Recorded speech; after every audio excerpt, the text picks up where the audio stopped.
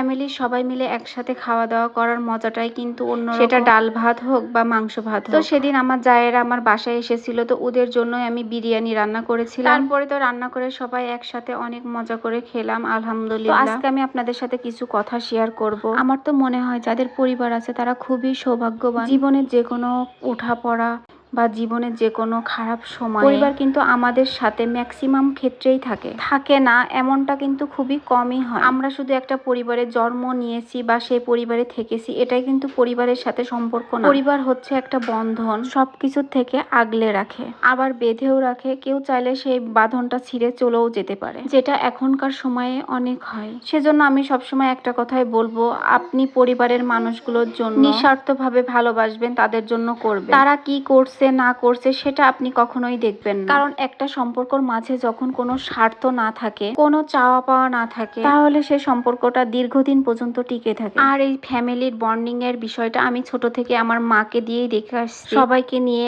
একসাথে খেত, কিছু রান্না করলে সবাইকে দিয়েই সেটা খেত। তো সবাই ভালো থাকবেন, সুস্থ থাকবেন, আল্লাহ হাফেজ।